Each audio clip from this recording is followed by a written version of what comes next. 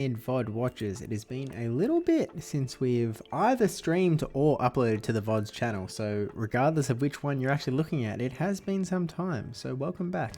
Obviously, I've been at the World Championships, so that's sort of, I guess, the excuse, the reason I haven't been around. But, now there's no tournament immediately on the horizon. I guess there's LAIC, which is in like 3 months. And we're expecting an announcement of the first Australian regional soon. But as of yet, there's not really anything to immediately prep for, I suppose. So I guess it's, back to streaming regularly, I think. Obviously, this weekend is the Eternamax thingamajiggy.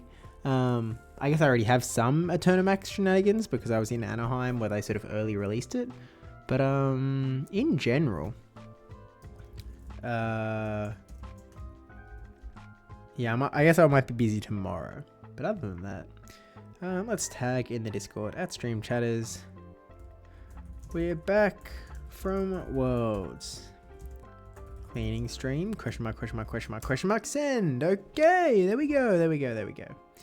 That's sent off. I'm not going to tweet. Originally, my first thought was actually that I was going to do a Unite stream because there's some Unite streamage to do, but I might do that later, like this weekend maybe. Oh my gosh, the Carmander. Didn't she just hit legend? Congrats. Hi Carmen, hope you're well. Hope you got home fine. I hope your luggage made it to Perth. Some of us aren't so lucky. To be fair, I feel like it's partially my fault in that my suitcase is one of those ones that it doesn't have like a side handle. You have to put it on like the label on the top handle. But have you got stuff back yet? Nope. They still presently have they don't know where it is. They haven't told me where it is. I checked it 6 hours ago maybe. But I think that means at the moment, so day one, straight away, you get $100 to spend on like essentials, which let's just say I needed some essentials. And I think once it hits day two, which it did this morning, another $100. Oh wait, yesterday morning? What day is it? It's Friday. We landed on Wednesday. Oh, so this is like day 3. Like I think I might be up to like 300 buckaroos. Clean stream makes more sense in this category. Wouldn't expect you to GB. Oh, right. Yeah. In Catch Cup Master League. Oh yeah, there was no chance. There was no universe that we were going to get going. $75 undies, I heard. Actually, it was $79.60. I am wearing some very high caliber undies. I looked for so long. So what was supposed to happen is that I was going to have a 3-hour layover from landing to when I was going to fly out again for the work conference. I sort of spent an hour on the luggage shenanigans before locking in okay, I just don't have luggage. So then there was 2 hours left. And in that 2 hours, I spent the first hour just hanging out, messaging my mum to be like, hey, just FYI, I don't have luggage anymore. And she was like, oh, you're entitled to money to buy clothes and stuff from Qantas. And I was like, oh, right. So I rang up Qantas. They were like, yeah, you've got 100 buckaroos. Do what you want with it. Tomorrow you'll get another hundo. Day after that, you'll get another hundo. And I was like, all right, sounds good. And then my flight got delayed significantly. So I had a lot of time to check out the airport. And so I went to every store that I could access inside of the airport in my terminal. And I went through all of them. And I wasn't finding underwear anywhere, which was like, oh, that's a little annoying. And then I went into the Hugo Boss section. And I was like, oh, there's some underwear here that doesn't have a price tag. And so I was like, oh, I asked the guy at the front, hey, how much are these? And he was like, oh, let me check. And he scanned them. And he said $79. And I was like, okay, buddy, this... who buys this? there's no universe that people need to spend that much money on underwear. That's just not. They don't look particularly nice. There's nothing special about them. They just have a brand name on it, and I don't know, man. And so I put them back and I walked away. I was like, well, no shot. Obviously, I'm going to find something else. I never found anything else. And so, 20, 30 minutes later, I had to walk back, re-pick up the exact same box, and then say like, yeah, I want these. Which I have to just think from his perspective, the guy at the store, who's like, okay, this guy asked for the price 30 minutes ago. He left the store. Clearly he didn't want to pay that much, and now he's back. This guy must be desperate. But, I've got some very spenny underwear now. And some very not spenny socks.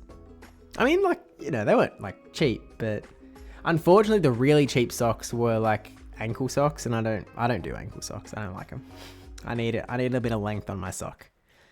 So they were slightly more spenny. But, it fit in the hundo.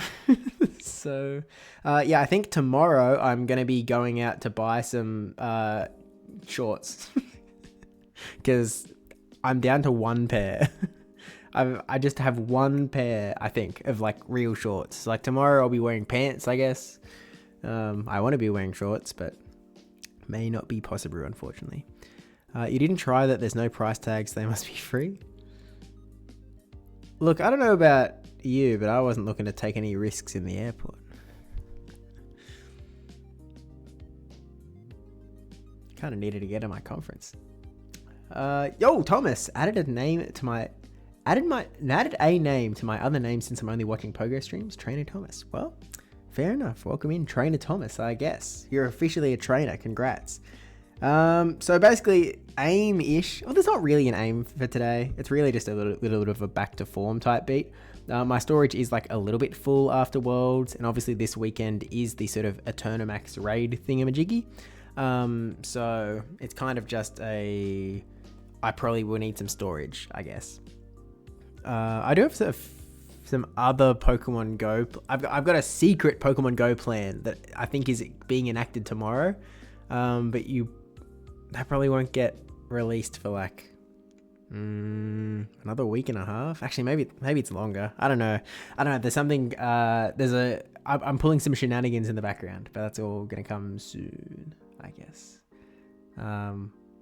If it was just the Eternamax stuff, I'd be streaming tomorrow, but it's just because I've got other project going on as well. But so I don't know. The thing, I guess the thing that makes this cleaning different to previous cleaning is that we have to think about what is actually going to be good in the brand new meta.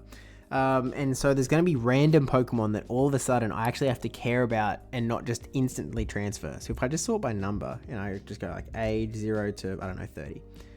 So Pikachu is obviously a different guy. Nidoran, right? Nidoqueen, in the past, for the past 3 months, I could just blindly, transfer all of these suckers. But now, you have to think. You have to be well, Nidoqueen's getting Mud Slap. And so you have to go well, is that going to be good? Is Nidoqueen with Mud Slap going to actually be good for the meta? And, my gut feeling is no. Because you're a Mud Slapper that has a poison typing, so you're weak to other Mud Slappers. That doesn't feel good.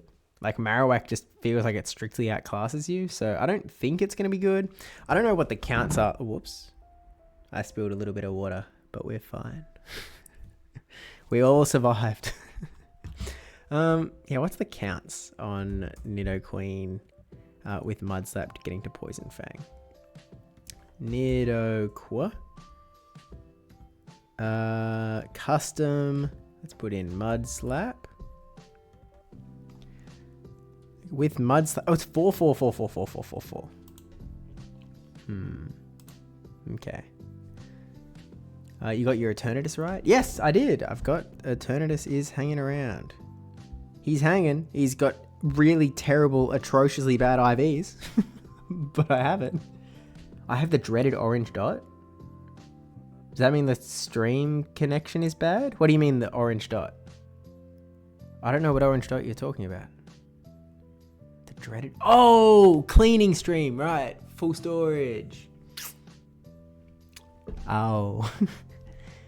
Yeah, that checks out. Again, I'm just so unused to its existence. I did fill up my storage at some point at Worlds. It did hit max, and I had to go, oh, heck. But... Yeah, kind of need to think. So I guess one thing we can do is we can check the PV Poke preview. We can go to Great League. And I can just type in Nidoqueen.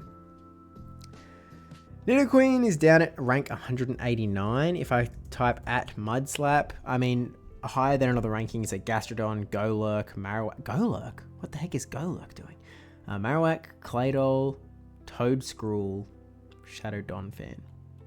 All of that before Nidoqueen. And again, it's really just because it's weak to ground itself. So to be honest with you, I feel like I'm probably safe to just transfer the Nidoqueens. Although in saying that, I also don't have like a 1500 Nidoqueen, I think. But as it stands, I think we just... we didn't make some storage. We can catch some other Nidorans, I think. And the reason that it's sort of extra important, I guess, that I don't transfer stuff that I might want is because I'm going to be competing at LAIC, and that's in 3 months' time. So I guess I sort of want access to Pokemans for that, because I know for Worlds there were a lot of things that I did not have some very good IVs that I would have liked better IVs for. Kanto Sandslash. I don't think it's getting buffed or nerfed in any way. It's got Sand Attack, Rock Tomb, and Night Slash. Debbie Pebble! Thank you for the resub, Debbie. Thanks. Yeah, I've probably been sitting on that for a while, actually, now that I think about it. But yeah, I don't think Sandslash is a guy that we're going to really need. And I think I sort of have a few decent ones lying around anyway. Nidoking, I don't think he's getting buffed at all this season, right? Nidoking, oh yeah, it's rank 650 on PV Poke. I think we can pretty comfortably transfer that guy. Shadows we'll sort of look at separately. Now, Jigglypuff is one that might be legit. And I don't mean might be legit as in like, because it is going to be legit. Like, Wigglytuff is going to be a good Pokemon. I think Charm is one of the ones that we don't know what the stats are going to be, because they are changing the energy generation. They're reducing the damage, increasing the energy. And it does depend how much they're going to increase the energy by to tell us how good Wigglytuff is actually going to be. As is, like, I ran Wigglytuff at Worlds. I was the only one. There was only one Wigglytuff in the World Championships, and it was mine. And I picked an IV set for Wigglytuff for, I guess, old Charm or current Charm. New Charm Wigglytuff is presumably going to have different IV considerations than, I guess, Delightful Days Wigglytuff. And so I think I'm going to sit on the Jigglypuffs and not transfer them yet, I think is my call. Venonat, we did see Venomoth do some pretty wild things in the Devon World Championships, but that seems pretty meta-specific, and I don't really think Venomoth's going to be that good. Like, it's got 10 turns to Poison Fang, and then 15 turns to Bug Buzz. I think that's a little underwhelming. And you're weak to Rock, which is kind of a big thing going around, I guess. Galarian Meowth / Berserker.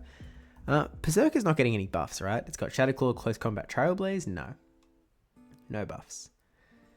So it's kind of just, it's slightly too slow. Like, it's six Shadow Claws to a move, so it's 12 turns. So we probably don't need it. I don't know why they aren't just transparent with energy values. We get the numbers from data mines anyway. Why not just say them? We actually don't get the numbers from data mines until like right before, for the record. And it does suck. It just sucks. From the player standpoint, it's really bad. It doesn't help us out at all. I'm certain that there is some reason in the background, like they're not allowed to acknowledge that energy values kind of exist.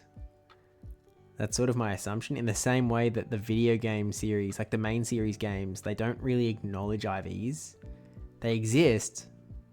Or EVs. EVs? Like, it all exists, but they don't really talk about them. And I think that energy in Pokemon Go is a similar thing, where it's sort of not real. You won't find anywhere inside of Pokemon Go that talks about energy.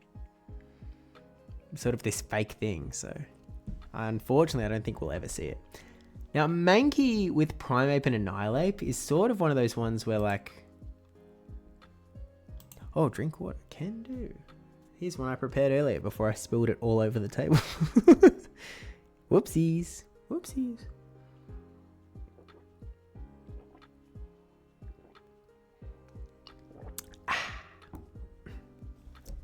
So yeah, Monkey, like, the monkeys are still going to be good in the new season. They haven't been touched at all. And I think that they could be pretty... I think that Primeape, depending on what the meta looks like, could be awesome. Which is right up my playstyle alley. So we're definitely going to sit on that guy. Growlithe we can get rid of. Hisuian dude isn't getting any better. Farfetch'd, I don't think they've buffed anything on Farfetch'd or Surfetch'd. So I think we can ditch those guys. Grimer, I don't think he's been touched either. Executor, I don't think we've really got anything going on for Executor. Only threat to monkeys are flying buffs. See, like on the one hand, that's true, but I know that there's a lot of flying Pokemon that Primeape could actually beat. It does depend on the new stats. Like, so, I mean, I know it's a weird example, but I know that Corviknight, for example, when it was running Sand Attack, Primeape won that comfortably in the 2 shields. Like, comfortably. Really, really comfortably. Obviously, it's probably going to be running, like, Peck Air Cutter now, I guess, so it's probably going to be pretty bad for Primeape. But there's still, like, a chance that some of those matchups that feels like you should lose, you might actually win.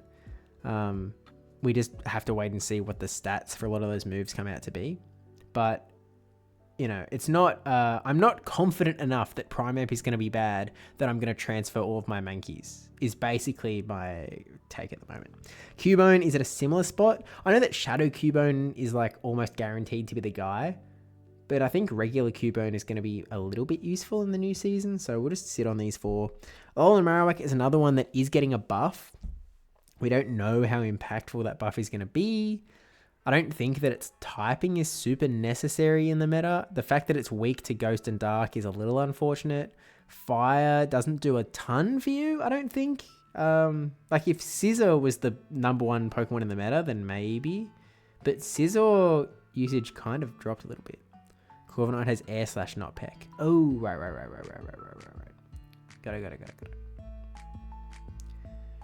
So we'll sit on Alolan Marowak. Rhyhorn, I think we can ditch. Is Rhyperior getting something? But that's like a Master League thing. I don't think it got anything. I'm thinking of Garchomp, I think. Seeking. I don't think Seeking got touched. Scyther and Scizor. I don't think they got touched, but because these are new Scyther, I actually will sit on them just in case Scizor. They might be good like Scizor IVs. Electabuzz or Electivire. I don't think they got touched. Tauros definitely didn't get touched. Lapras. I'll actually keep them because I've never really done an IV deep dive on my Lapras. So I might just keep them in cases. Ditto isn't a hundo, so we can ditch it. We can get rid of the Eevees, Jolteon. None of the evolutions are becoming really good or anything. Breaking Swipe costs more energy, but debuff is guaranteed. Rhyperior gets this move. Oh, I was thinking of Rhyperior. There you go. But yeah, it's not going to be a great league, guy, so I don't need to care about it too much. Chikorita Meganium. I don't think Meganium's got any buffs in the new season. Cyndaquil. Wasn't there some sort of Typhlosion? I need to open up the updates. What do I type in? What's the new season called? I don't even know because I didn't pay any attention to anything that was being said outside of the move updates on stream. Wait, it's not even on the website, is it? You would have to like check the stream. I'm sure there's a graphic somewhere. Let me hit transfer. I'm sure there's a graphic. If I go to like Galix on Twitter.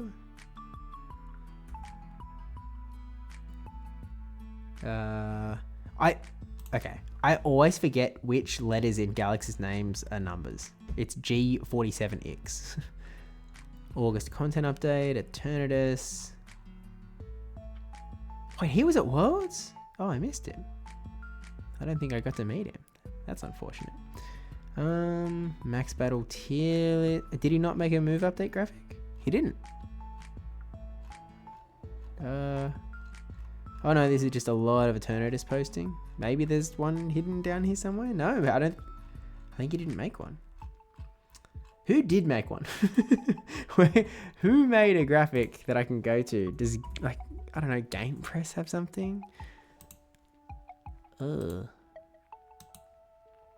Meganium should have gotten something alongside Typhlosion and Gator. They should have done something to level the playing field to some extent.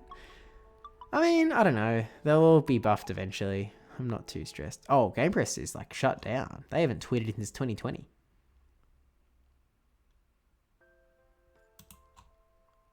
Oh, do they have it? They have a new Twitter account. Oh, they have a new Twitter account that they used until 2023. And then they, I guess, retired that one. Okay. What if I Pokemon Move Update 2025? Maybe if I just search in Google Images, it'll show me something that is relevant. Pokemon Go Face Global Graphic. There's a Facebook page. Attack availability updates. Someone has to have made a graphic. Are we being serious? Has no one made one yet?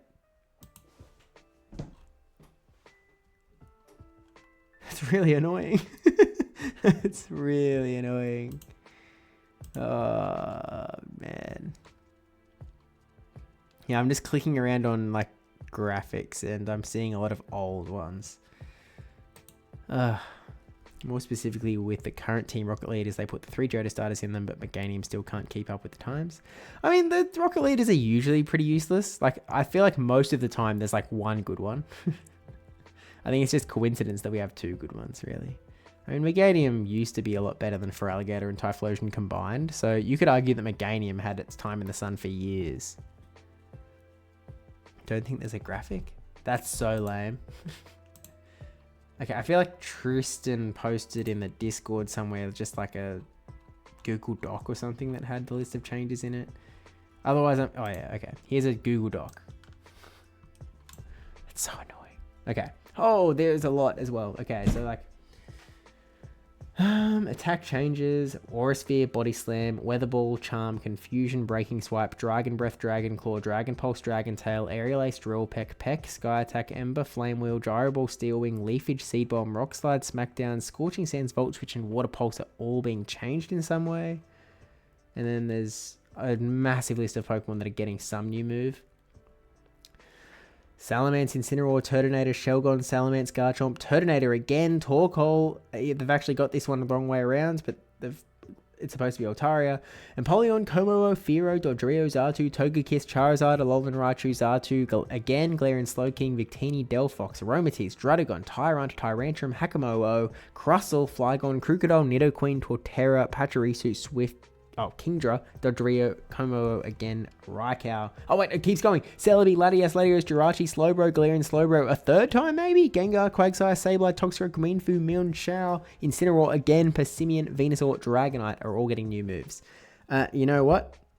Typhlosion wasn't on that list. I don't think. I hope not. I hope. The usual suspects are probably like, nah, he made us think his name is Steve. We're not giving him a graphic. Don't pin this on me. Don't say that no one in the Pokemon Go universe made a move graphic just because I, maybe misrepresented what my name was. They can't be it. Right? Right? Feraligatr? Is Feraligatr going to be good? Probably not, to be honest. I feel like Power Creep has actually kind of left Feraligatr behind. I remember looking at it for NAIC, and it looked like an interesting core breaker. But that's sort of the best it can be, an interesting core breaker. It sort of cleaned up some of my weaknesses, but it was hard to fit onto the team. Spinarak, Aridos is staying unbuffed. Lantern is probably going to get worse. Because, we're already fringe, but because the dragons are going to get better, they're going to resist everything Lantern does. The flyers are going to get better, though, which are going to be weak to Lantern. Maybe? What's that PvPoke ranking look like again? At the top, it's Corviknight, Carbink, Shadow Empoleon, Wigglytuff, Bastiodon, Steelix, Regidrago. I mean, maybe Lantern could be real. You're going to be really good into Empoleon. Like, really good. Because you resist Metal Sound, you resist Hydro Cannon, you resist Drill Peck. You kind of hard counter the guy, especially if you're running Spark. You've probably got pretty decent play into Bastiodon. Decent play to Carbink. Steelix, you probably lose. Regidrago, you lose because they're going to resist you. Guzzlord is going to resist. Clodsire, Dedenne. Maybe Lantern could be real. We'll sit on it. Since Palkia is OP now in Master League, it beats Rhyperior. For me, it's Steelix 2 seasons again, OP basically. Yeah. I mean, they are making it a little slower, right? So maybe it's not going to be as insane. Eh? Togekiss is getting a buff. Natu is getting a buff. Ampharos is not getting a buff. Azumarill isn't getting a buff. Do I really need to sit on Azumarill IVs, or can I just be comfortable in the one I have? I feel like I can be comfortable. I'll eat my words later. Be like, oh, I wish I had a good Marill. Let's not transfer the hundo. Why is it not favorited? Buddy, favorite your hundos. You always do that. You silly Galar. Bang, favorite. It is actually real, right? Yes. Okay. Oh, what the heck? How come I can't delete Stream Elements messages? What in the world? How do I delete that? I have to get a mod view somehow. Oh, I'm so lost on this platform. I don't know how to use Twitch. Hang on, there's a little shield. Turn on shield mode. Nope, that's not what I wanted to do. I want to show mod icons. Yes. Ding. There we go. Ampharos gets a bit of a buff. Volt Switch deals more damage. Still probably not good enough for Open Grey League meta, but more prevalent in Ultra. Volt Switch deals more damage. Nah, I don't think that's going to be it for it. Typhlosion wasn't on that list, but Ember Rework potentially gives it another option. Faster pacing of Ember might have some use over Incinerate. It's going to be faster? What's the expected values for Ember? Do they have it in the PvPoke move thing? Probably. They're predicting 9 energy every 2 turns. Wait, 9 energy every 2 turns? Oh, as opposed to 20 every 5 turns. So it's 4.5 energy per turn for Ember, whereas it's 4 energy per turn for Incinerate. So it's slightly more energy per turn.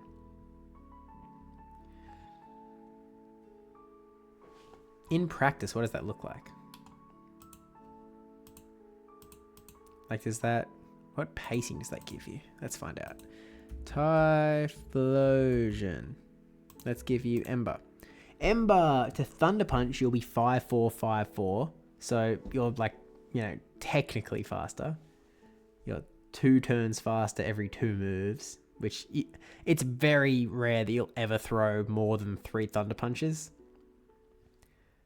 When have you ever seen a Typhlosion get to the 4th Thunder Punch, really? So I think that one's kind of fake. So 5-4, 5. So the second Thunder Punch is slightly faster, which could have some legitimate benefits. I mean, just being able to catch up against an opponent that swaps into you, you can sort of counter 1-turn lag with the ability to, say Gliscod gets 1-turn lag. Not a 1-turn lag. Say Gliscod gets 0-turn swap. You have to 1-turn switch into it. You'll still actually be able to, pressure the win. Just because you get that little bit of an increase. Maybe. But Blast Burn is 6-6-5-6. Whereas Blast Burn is traditionally, it's 15 to the first and then 10 to the second. So it's 25 to 2 Blast Burns. Whereas now it's going to be 24 to 2 Blast Burns. And then the next one is going to be even quicker. So it's very marginal. I know you said it's options, and so I guess it is options. 9 is the only thing that makes sense. 4 for 8 would be needlessly nerfing Ember. Fair enough. Also stop being so clunky with a 5-turn fast move. Yeah, which Yeah, there's some real benefits in there.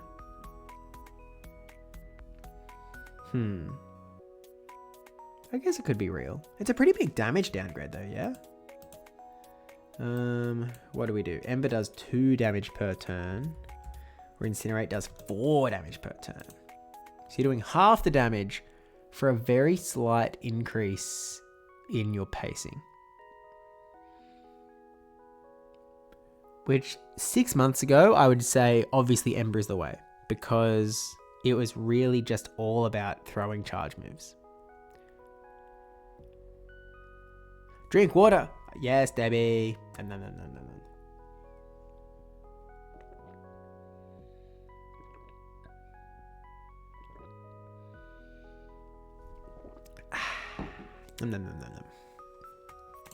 So, also, it seems like this is more of, like, this is a weird pseudo cleaning stream where it's partially cleaning, it's partially looking at the brand new meta and knowing what we can clean, which is interesting. Yeah, I guess we'll just have to see what the matchups look like. There's definitely very, very, very like, Ember Typhlosion could be real. Definitely has less fast attack pressure, but that's why Incinerate is still very much relevant. Yeah, you're right, it's options. Working but collecting channel points. Very important channel points. Hoppip. Now Jumpluff. Instinctively, I feel like Jumpluff is going to be worse. Because you've got a bunch of flyers that are becoming better, which is bad for Jumpluff. You've got dragons that are becoming good, which isn't necessarily bad for Jumpluff because it's got access to Fairy Wind. Fairy Wind is going to be doing super effective damage into the dragons. But at the same time, it's not like Fairy Wind is doing that much damage. And the dragon's going to be doing a fair bit back to you. It's not like you resist it. You're not actually fairy type. PvPoke has Shadow Jumpluff at rank 213. With a regular at rank 286. Because yeah, you lose to all of the flyers, you lose to the fairies, you lose to the Bastiodon that's now top meta, you lose to Carbink. Jumpluff good? What's it for? You can hit Empoleon, but Empoleon has Drill Peck to throw right back at you. And it's going to outpace you, actually. You are decent into the fighters, but you've got a bunch of flyers that are going to be doing a lot of that anyway. You've got fairies that are going to be doing that anyway, with the fairies having the benefit of also being strong into the dragons, which Jumpluff isn't going to be as strong into. I don't think that Jumpluff is going to be that good, is my baseline thinking. Yo, Wade! Welcome in! Yo! Man was really looking forward to Catch Cup. Oh, I'm so sorry. Actually, let me transfer my Hoppips.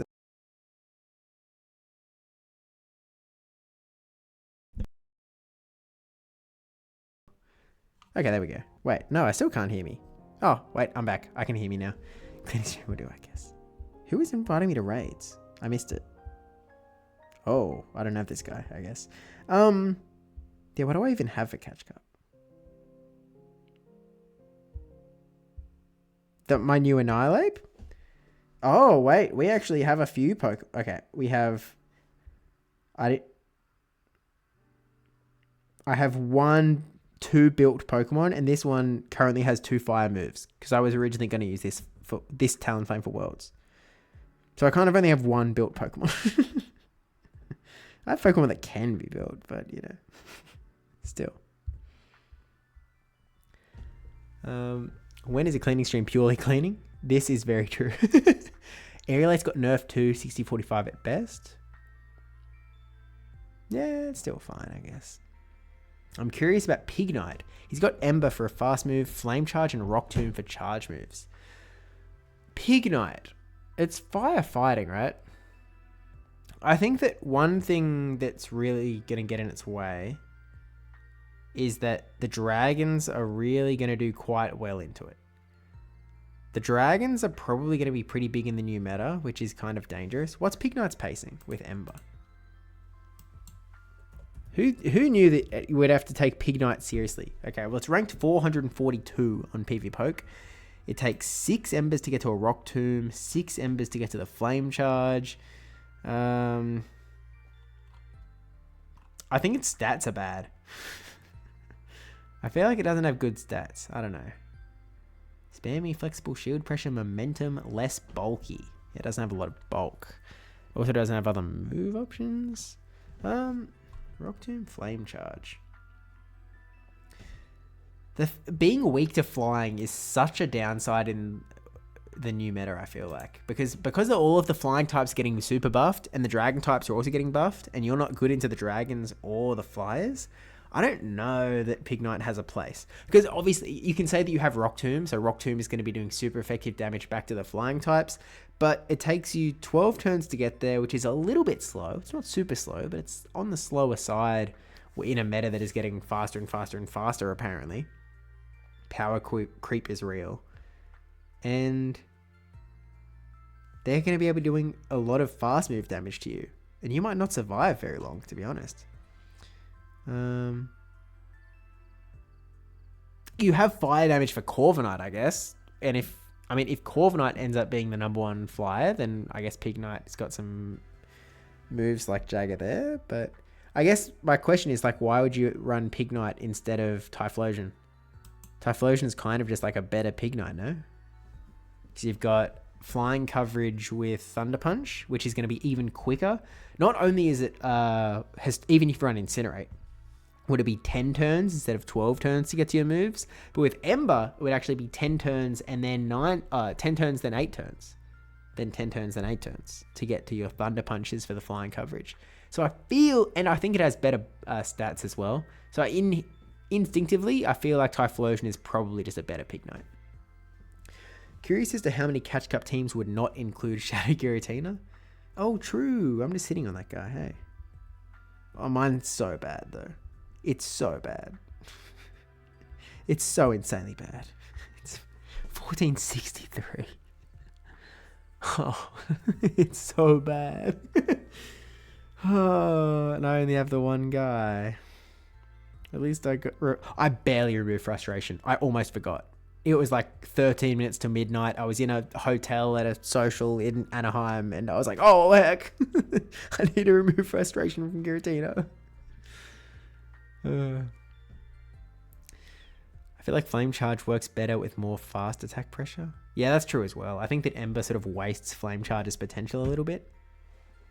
Looking forward to Snowy Castform meta. Let's go! It's finally time. What is it on the PvPoke rankings, actually? Castform. Oh, don't look. Don't check, actually.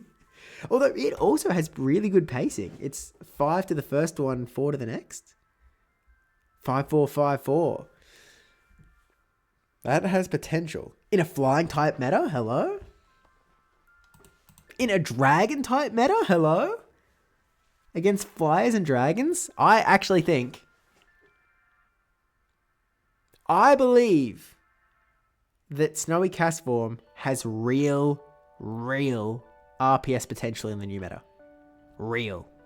And I don't mean like, oh yeah, if you might be like in this one matchup. I mean, there are going to be some Pokemon that you dominate that are meta Pokemon as Castform.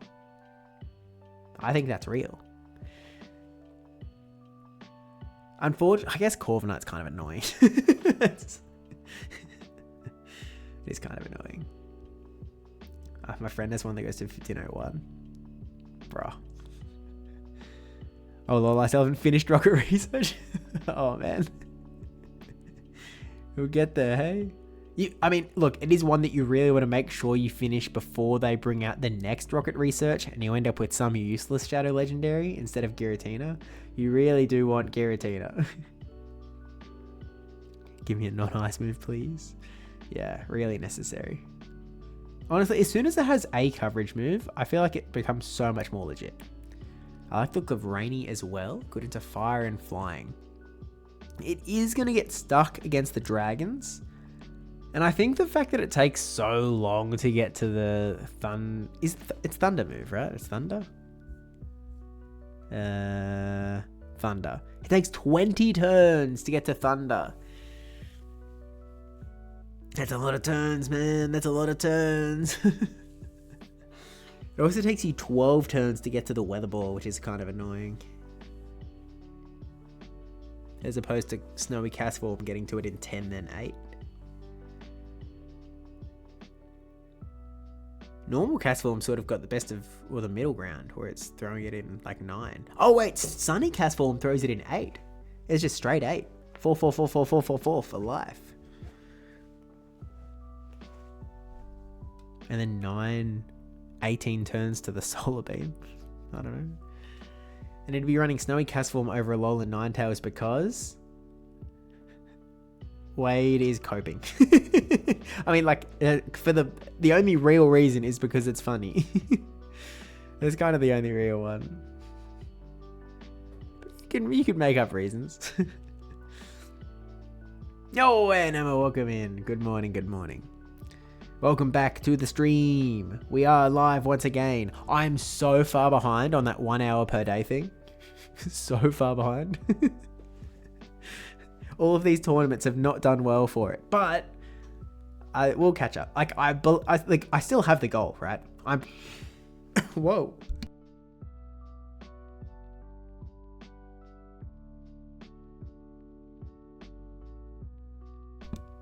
I don't know what has happened, but anyway.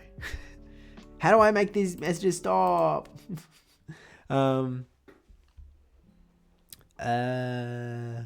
Steve exposed me. What was I going to say? Oh yeah, I still intend to complete the goal. Like, I will finish it. It means that we've got to be having a lot of streaming happening. What are we actually up to now that I think about it?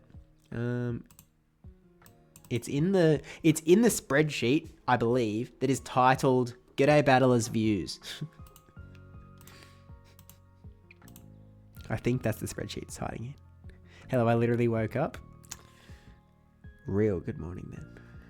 Okay. Yep, it is indeed in that folder. So we have not streamed since, wait, is this real? The 25th of July? Is that actually the last time? The 25th of July, are we serious? Maybe that's right. What in the world? I mean, I was sick. Oh yeah, I was sick. I was very sick, actually. I was really sick. Yeah, it was the 25th. And then I wanted to stream on the 26th, but I got hecka sick. And then I was really sick right up into the lead up to the World Championships. And then it was Worlds, obviously. And then I went straight from Worlds to the Work Conference. And then I just got back. And so now we're actually back. It's been a while. Dude, are you still sick? I'm not. I would, my answer is no. In saying that, it's, I'm not the healthiest I've ever been. That, when I get sick, there's a real long tail at the end of it. But first, have you and Debbie locked when the pod is getting recorded? We haven't locked it, but we have an idea. But I might have another idea. That, I might have an alternative idea. But I haven't talked to Debbie about it yet. But you did stream on Debbie's channel? That's true. We did do a stream on Debbie's channel. That is accurate. Let me show you the graph. Let me give you a graph update. Streaming goal update. Snipping tool. Snip. Save. Graph.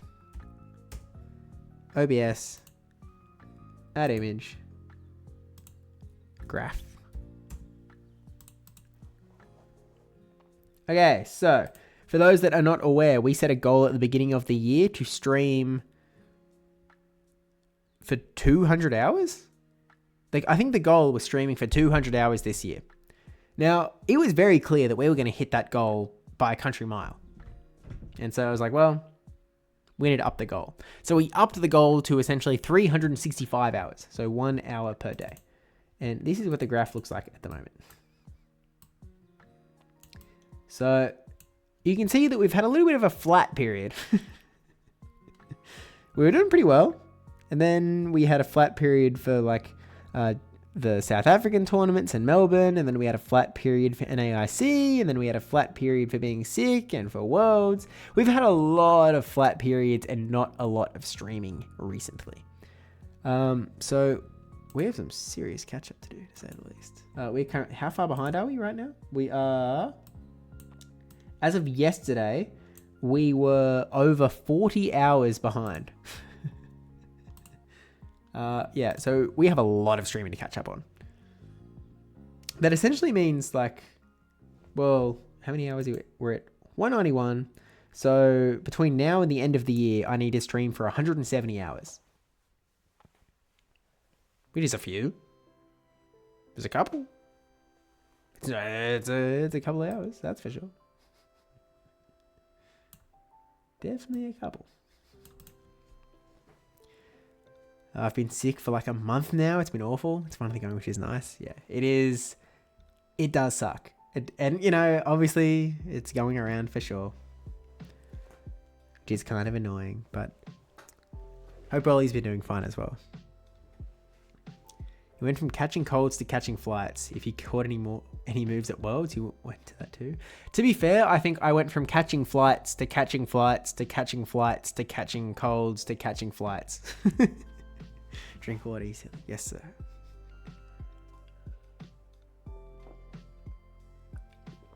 Why can't I redeem the hydration redeem? You know what? I think there's a 15-minute time limit on it, and Thomas literally just got it as the 15-minute hit. I feel like there might be a 15-minute time limit on it. That's my guess, because I'm looking at it previously, and 32 minutes ago, Thomas. Then 16 minutes ago, Debbie. And now 1 minute ago, Thomas. Definitely doable, though? Yeah. It's doable. Like, it's very, very doable. And I will hit it. Like, there is... I promise you this. By the end of this year, by the end of 2025, you will see another 100... and how many was it? 170 hours of streaming? Yeah, you will see another 170 hours of streams on this channel. So... lock that in. There's still 4 and a bit months of the year, and you will have a lot of hours of streams. A lot of hours. If you finish your water and someone redeems, do you need a refill? Oh, absolutely. That's just logic. That's the rules. That's the rules. Would let me okay? Yeah. It'll just be the 15-minute timer. So you can redeem it in about 14 minutes if Thomas doesn't beat you to it. But can I just check? Can you hear me right now? Because okay, I'm back. I'm having this weird thing where like I stopped being able to hear me for a little bit, and you sort of feel like that's not weird. Like not being able to hear yourself, it is weird because when I'm just talking, I can hear myself like very loud. And to go from like very loud to like really, really muffled is a very odd experience. I will tell you that much. But with that said, we can actually transfer a few more. We have transferred how many? We've transferred 110 and it has been 49 minutes. I saw Swolympian at Worlds. He would be very unhappy. He told me that Debbie needs to teach me how to clean like so many times. Oh, I have all these Pachirisus. Oh, this is easy clean. Wait, Pachirisu and 4-star. No, 3-star. We have a lot in here, but I think I got this guy that is a 98% with 15 attack, which nothing is going to beat that if I don't have a 4-star. So really, everything else that is Pachirisu can just go. 10, 9, 8. Happy New Year! Yeah, we got a lot of Pachirisu trading done with Dilap while we're at the airport. It wasn't spawning at Anaheim. It was just, yeah, lots of trades with Dilap Churn. But this is a cheat code for storage cleaning because it's all just traded Pokemon. It's so easy. It's so easy. Wow, look at my number go up. Brrr. Brrr. We just transferred 96 Pokemon. This is so simple. I mean, to be honest, all of these guys I can transfer as well. Like, oh, that's just worse than the guy I have. Unfavorite. Transfer. Get cleaned. Loser. Oh, wait. But there's all the teasers with like level 60. Do we have to care about these? all of a sudden do I have to be like, oh wait, maybe I want one that like doesn't thingamajiggy? Pachirisu actually got buffed. Finally has coverage with Hyperfang. Yeah, it did get buffed. And you know, now I have a 98%, which is very nice. Very nice indeed. I'm disappointed my new mug has not been unveiled on stream yet, as it's on holiday. Yes, it is. It's just having a good time with everything else in my luggage. Yay! Oh. Yep. Don't expect to see it anytime soon. There's still no word. Very bad. It's one of the things that you just don't think it'll happen to you. And I guess I'm just dumb for thinking that. If there's something that can go wrong travel-wise, I should really expect it to happen.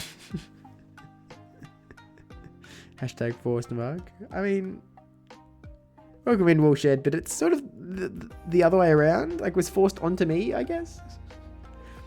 Yes, but it's okay. We learn for next time. We'll see. Better get an air tag ready for LAIC, I guess. Free Debbie's mug. I don't know who is sending this hashtag at. I hope it's to LAX. I've got no power. There's nothing I can do. I think you need to start doing a Rick, Steve, and only travel with a carry-on. That's what I did after LAX. It's all I brought to the work conference. And it's all I brought home.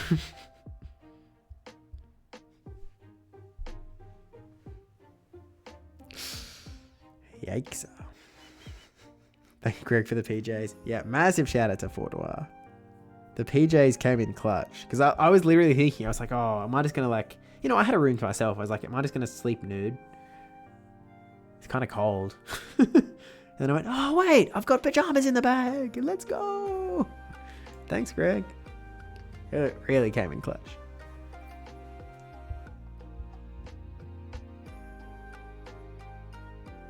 Why do I have the... Oh, Wild Charge Blissey. Why do I really need Wild Charge Blissies? I don't know. Let's put the age tag back on. Age 0 to 30.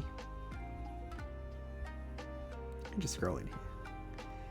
Trubbish. Now, Garbodor didn't get buffed, I don't think. Keep one of them Chansey for me? One of them Chansey? What do you mean one of them Chansey? Just Chansey, you know which one? Oh. Wait, like the one?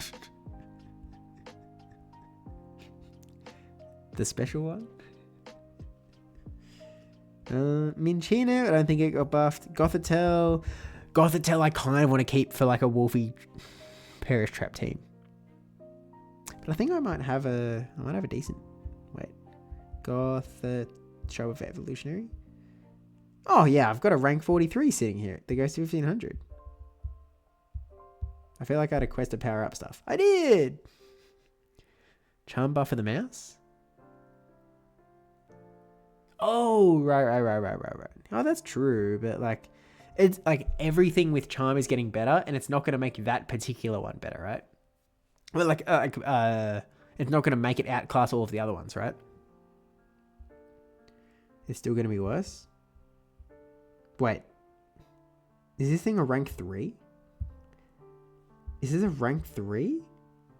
Why did I just power up this other loser? What in the world? I assume it doesn't go to 1500. I assume that's why I didn't evolve it. Because I'm petty. Confusion got buffed. Gothitelle might be good enough to be cope. Oh, that's right. The energy generation got increased. Yeah, it's probably not going to be good. Like, just run Hypno. You know? Psychic Cup Pog. Psychic Cup. The problem with Psychic Cup is there's so much poison in there now. Like, Galarian Slowbro is just running around poison jabbing fairies. You know? But at the same time, I guess post-buff, maybe it's alright. Yeah, he's spending the resources. It's finally time. Or a Rangaroo. Rangaroo. It's already so fast. How fast is it going to be now? What are the counts on Oranguru? Oranguru. It's going to be 3 minus 4 minus. Wasn't it like already that? Or was it 3, 4? Maybe it's just 3, 4. Brutus Wing is 3, 2, 3, 2. Which is, 12, then 8, then 12, then 8, which isn't awesome. Although, again, this is just like the speculative stats. Maybe it could be better than this. I don't know. I still haven't decided if I'm going to New Zealand. I just wish they gave us dates for tickets and dates for the other regionals. I know. It is so insanely annoying. So annoying. And the fact that, so they were like, oh yeah, we'll announce after Worlds, right?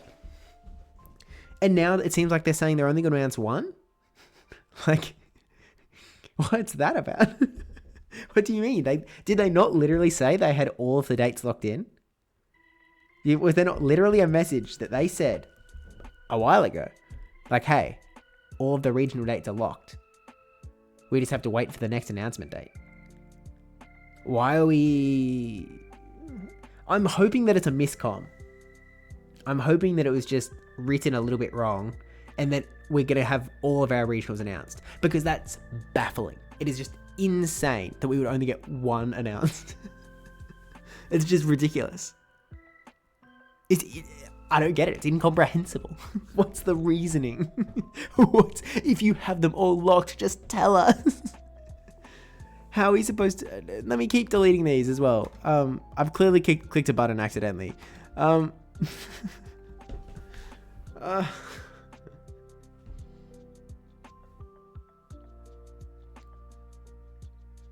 don't know, man. I don't know. If they could just tell us, like, hey, it's not going to clash with New Zealand. You know? Yep, unless there's some complications, just say it. People need time to book flights. Yeah. If I'm being completely honest, let me zoom out a little bit from ESL. Talking about, like, I was literally thinking about this morning. Pokemon in general, play Pokemon, the entire championship series across every region.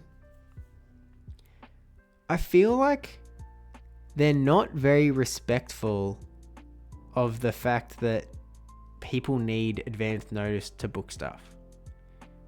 In general. And obviously some regionals have a lot of notice, which is awesome. But a lot of regionals don't. And even the regionals that like so for example, this coming season, right? The 2026 season. They announced a chunk of their region, like a chunk of regionals from September through to like January, February, like a lot of regionals. The regionals that are far away, pretty good notice. The regionals that are really, really close, like, maybe 2 months away, 3 months away, is all well and good if you're domestic. So like, if they announce an Australian regional in 3 months, then that's fair enough. We can sort that. But it's really hard to book an international trip around something with 2 months notice. So the reason I was thinking about it is because I have an international trip coming up in a month. I'm heading to the US in a month. And it would have been nice had they announced, and this was booked 6 months ago, 6+ months ago. It would have been nice to know when the regionals were going to be 6 months in advance so that I could sort of, build my trip a little bit around where the regionals are. Because most international travel is booked with pretty solid notice. Now, has a lot of my international travel been very low notice? Yes. But has that partially been because of low notice from, TPCI, etc.? Yes, also. Like the South African tournaments, they were announced in February, they were in April. Like that isn't good. That's not a lot of notice for people to, up and go to a tournament in South Africa. Now, would they have preferred that it was a lot of locals that were competing instead of a bunch of guys coming in to just farm easy championship points off a tournament with no locals and not even that many people because there was such little notice and no one really knew that it was happening and no one really wanted to go because it was very far away and it was a special championship. There wasn't a lot of money. There was no prize money. In fact, there was no tourist. There was no nothing. And so they didn't really know whether it was really going to be worth the trip. Yes. But that's besides the point. Small indie company, I guess. I don't know. It just feels a little disrespectful. I don't know. I wish things were a little bit more convenient for the general public. It was really nice that someone, like, obviously, disclaimer, leaks are bad, but it was pretty awesome that the 2026 Worlds location got leaked so that they had to announce it a year early. That was kind of awesome.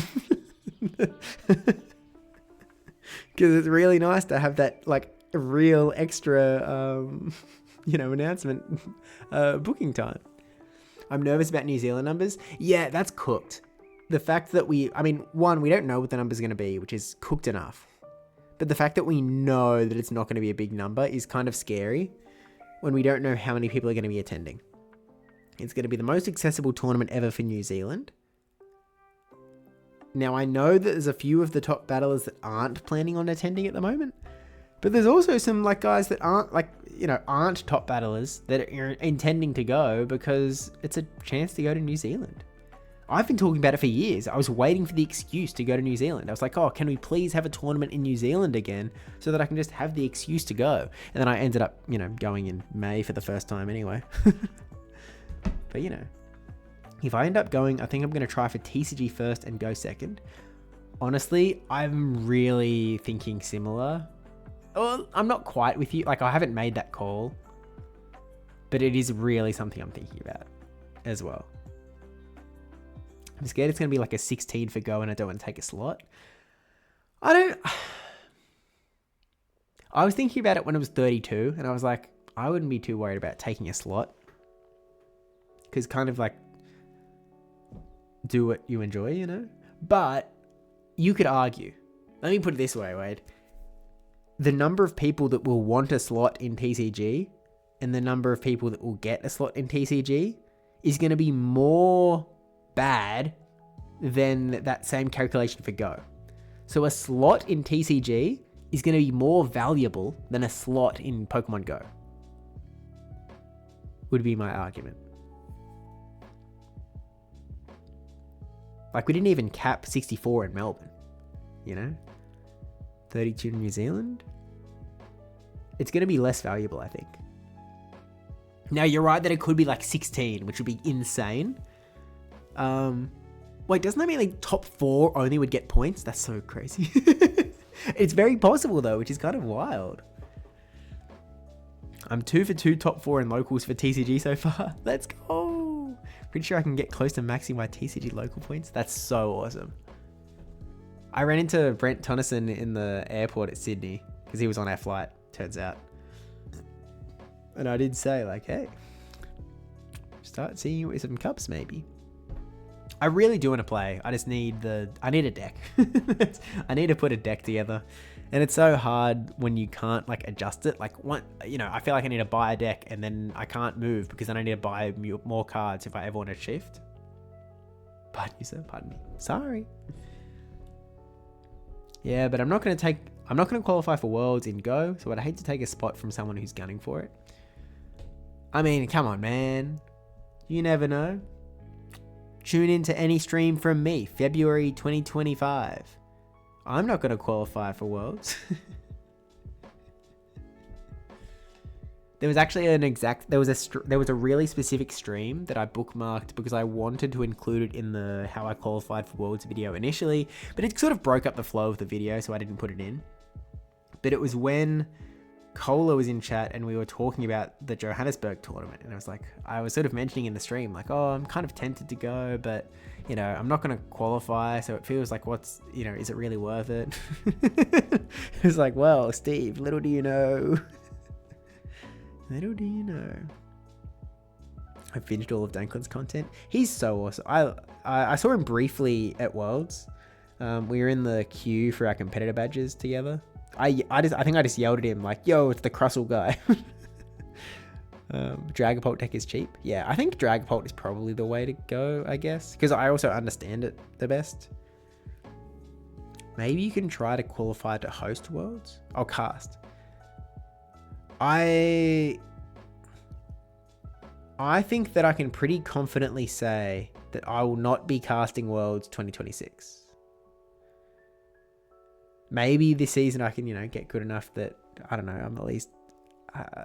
an IC would be awesome, Again, it's not going to happen this season, I don't think. But maybe next season, I don't know. And you can alter it heaps if you want. Yeah, but the altering takes, then you have to get the cards to alter it, which is, it's a process.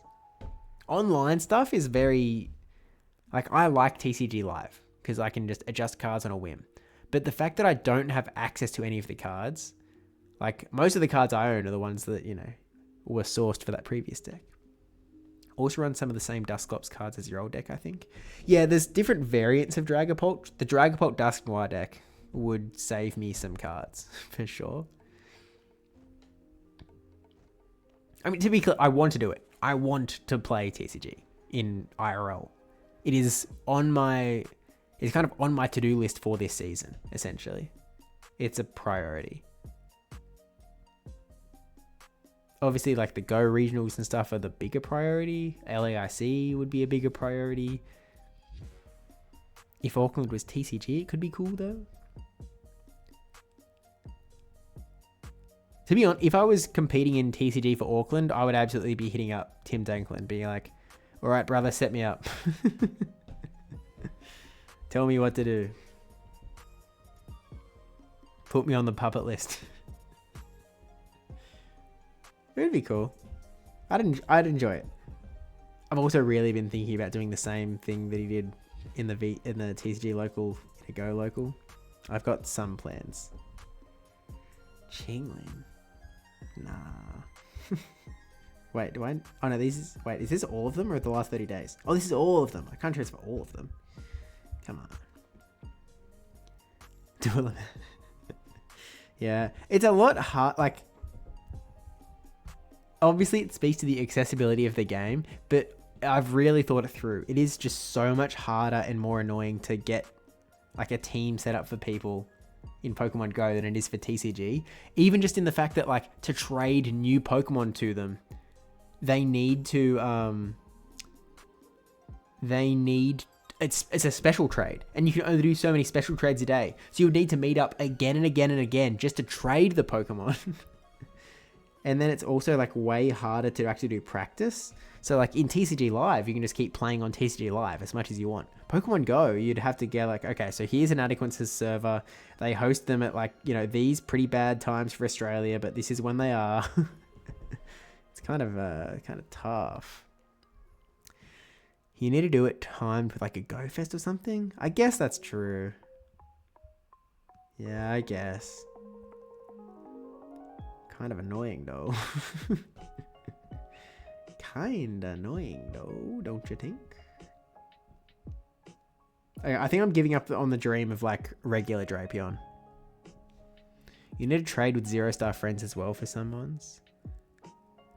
I mean, so in general, that's very true. But I guess in this specific context, I'm imagining a scenario where I just want, I want my friend to run this team of 6 Pokemon. So, the 0-star friend thing isn't necessarily, I guess, a barrier per se. Because I just wouldn't run those sorts of guys. And we wouldn't be caring about rank. It would just be oh, you have access to them on? Great, we're sorted. But I don't know. It's something to think about. It's something I'd like to do eventually. TCG is pretty accessible outside of buying cards to open. And with Champions, VGC is about to be super accessible. Surely Go does something. Yeah, I don't know. Because it's sort of the tricky thing where Go's money comes from playing the game. And the less that you let people play the game, the less money you will make. So it's kind of a hard sell, I feel. It's just let us play the game less, please. Please let us play the game less. It just doesn't feel real. I don't know. I want to play the game less, for sure. 100%. But I think it's not viable to expect that as the outcome that will occur. Unfortunate. You never know. Maybe they'll be nice to us one day. I don't need pan paws. Pan pouring. But I have 2 favorited anyway. Who are these guys? What do they want? Are they just big guys? Transfer one of them. Bye. I don't think Great League PvP players are the ones supplying the money though. That's true. They're less of the money, but it's not none of the money. Why would they cut off a tap that they can just not, you know? Like, if they made PvP more accessible, would they make more money? I feel like the answer might be no. You could make an argument for the answer to be yes. Might be a little bit selective in your argument making. Might be a little bit overly optimistic, perhaps. Might be taking some unrealistic guesses. That's what might occur. Like, you could make an argument, and it's a bit of a fake argument. They're like, oh, you know, if you got people involved in the, whatchamacallit?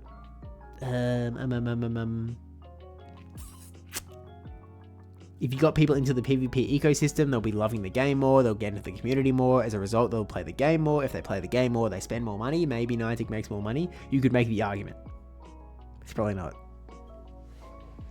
true. It'll only happen with a bit of pressure from Daddy Pikachu though, yeah. Which, you know, you never know. Bring your charm counters, I'm playing Auckland. Well, as long as you can get in the Reggio. We don't know how tough that's going to be. How would they squeeze Great League players more than they do Master League players? How would they squeeze them more? I don't think we need to get worse. We definitely don't need to get worse.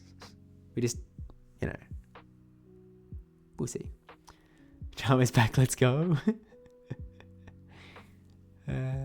It do be back though. I mean, hey, don't say back. Don't call it a comeback. I just played Charm at Worlds.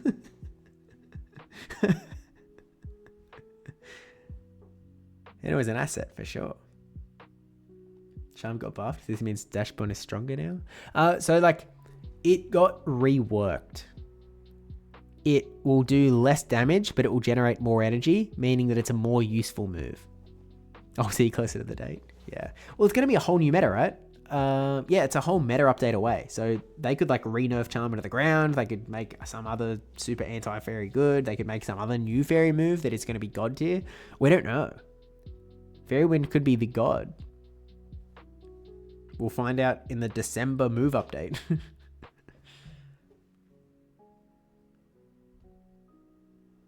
It's still very early days. I mean, we don't even know the stats of new Charm yet. We won't find that out for like a week and a half. Still crazy. Still crazy for sure. But what else can we just like easy transfer? Carablast. Are you the Escavalier guy? You're the Escavalier guy. Escavalier didn't get buffed, right? I can just ditch Escavalier. Bug Bite, Drill Run, Razor Shell. Dang, you kind of suck, dude. You've got access to Mega Horn, Aerial Ace, Acid Spray, and Counter. Yeah, I think we can just ditch this guy. Oh, but I kind of want one at 1500. Is there any of them at 1500? I have to actually check them. I'll just transfer the big guys. Did I get Eternatus? Yes, I did. I do have the Anaheim Eternatus. It's not very good, unfortunately.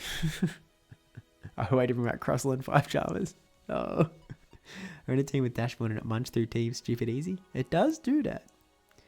It do be doing that, though. This guy just says Purify, but he's been purified. A lot of Joltex running around. Cubchoo's, Shelmet. Okay, Shelmet is getting the can. You're gone, Ski Champion. Background. Oh yeah, so important. Getting rid of the background guy. Screw background Shelmet. You're gone. Transfer. Yes. Can we see? Sure. Eternatus. Here's the guy. Mr. Eternamax himself. Whee. Wait, how do I make him spin backwards? Do I? Oh, I just have to keep spinning. Whee. What moves does he? Dragon Tail, Dynamax Cannon. What other moves did he have? Elite Fast TM, Poison Jab. Oh wait, I can't use an Elite Charge TM? He cannot forget Dynamax Cannon. He's locked into Dynamax Cannon. Holy heck. It's kind of crazy. Oh wait, these are like easy when the next quest comes. Oh wait, it costs 400 candy. Oh, I was going to say this is like easy for the next time that it's like unlock a max move. Like you're only going to get one of these guys, so you may as well. But it costs all the candy. That's all the candy I have. Oh no. Oh dear. I'm going to need to get some candy thingos tomorrow, I guess. Check Pokédex for which move it learns. Yeah. Probably because it has an adventure effect and you only get one for now. I mean, you can take the move off the other guys, but it just doesn't have that much going on, I guess.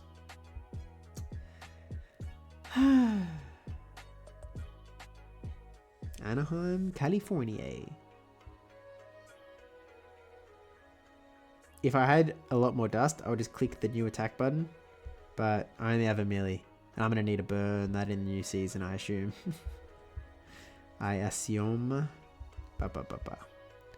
Let's just try and like bulk transfer 43 so we can get down to the 6,000 number. Skarmory, I feel like, didn't Skarmory get like nerfed even more? Trapinch, Young Goose, Esper, Nimble, Clodsire is probably fine where you have Gastrodon already, Darumaka, Cubchoo, Gibble, Squavit, Scorbunny, Lechonk, Swabble, Sharpet? Yeah, no, Sharpet's fine. We can get rid of Scorbunny, Grookey, Litten. Oh, wait, Incineroar is going to be legit. We can't get rid of Litten yet. We get rid of the Puccinis, though. We get rid of the Jiggly, Shellos, Stun... We're almost there. 7 more. Nummel, Boltoy. Wait, Boltoy? Is Claydol real? Nah, probably not real. Spoink, Grumpig's not real for sure. Taylor. Spoink. Boltoy. Okay. There's 43. Okay, we're down to 6,000.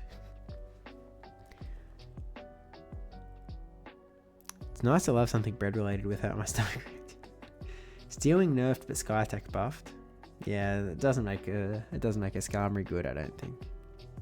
Maybe. Stealing nerfed more? Yeah, it got nerfed even more, which is kind of wild. It's just because I think Corviknight has access to it.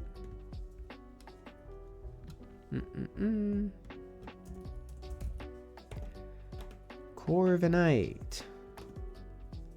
Yeah, Corviknight has access to Steel Wing, and so they needed to nerf it before it got access to Air Cutter. I guess not before. It's actually going to get Air Cutter like a few days before, I guess.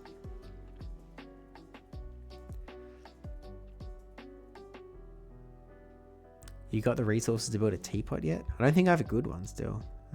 Sinis. Oh, maybe I do have a good one now, actually. Well, maybe none of them will be good, but maybe one of them's good enough. I'll need to check, I guess. They need to nerf Skarm around Sky Attack buff, I guess. Yeah, I don't think it's necessarily a... Oh, heck yeah. Yeah, I don't think it's necessarily a... What am I trying to say? I don't think it's about Skarmory. I think it's way more about Corviknight than it actually is Skarmory. I don't think Skarmory is going to be that big of a threat in the new meta, in the grand scheme of things. I know that flyers in general are being buffed, but I feel like the other flyers are kind of just superior to Skarmory in a sense. The fact that Skarmory is kind of just running 2 flying moves. I feel like Corviknight, for example, you just get something out of it by having a move that has a different typing. You're less likely to get stuck, which feels nice. And when one of you... I guess you have to choose Air Cutter after it gets the Comday move.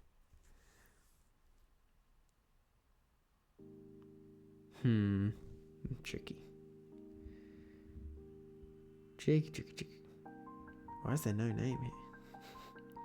How is there no name there? I don't know how that works. What just happened?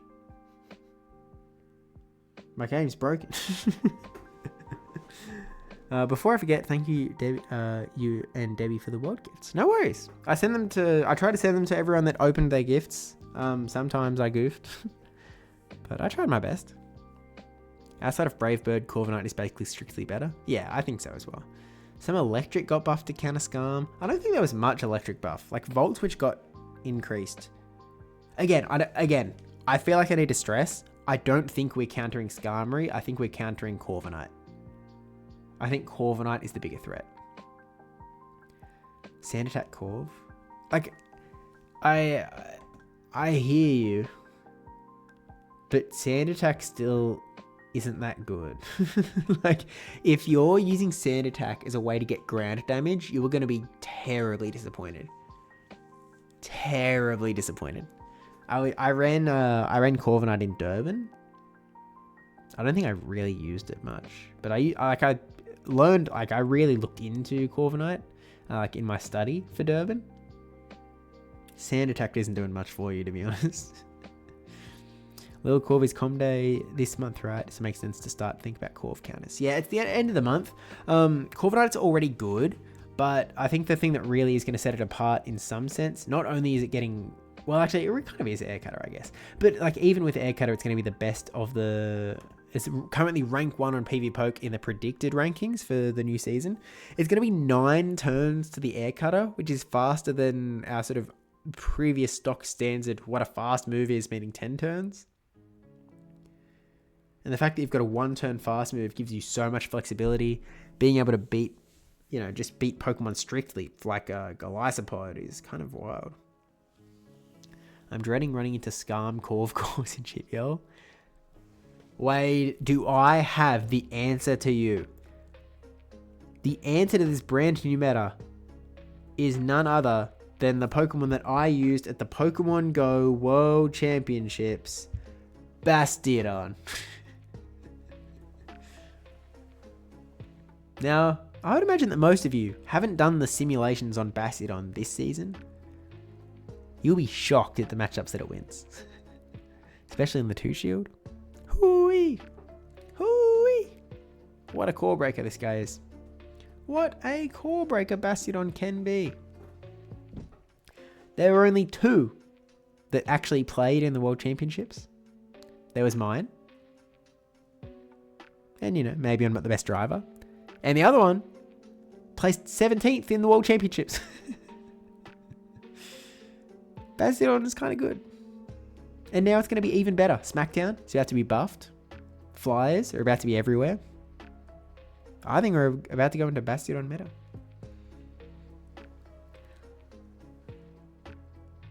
I use only an Ultra. Even grounds like Gliscor and Hippo don't really get that much damage from Sand Attack. Yeah, no one gets much damage from Sand Attack.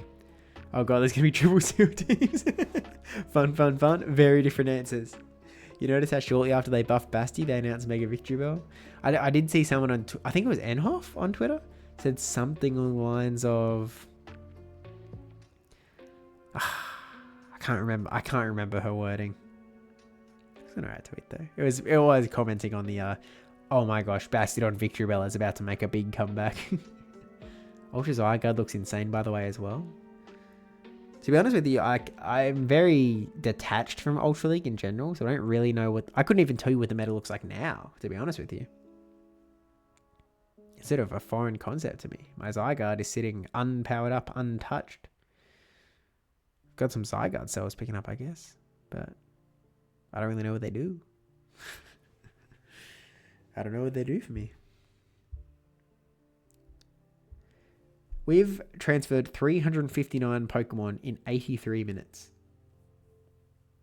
This isn't one of our greatest efforts. I think we have occasionally done better than this. The base Zygarde is super cute. I don't want to form change it. The dog?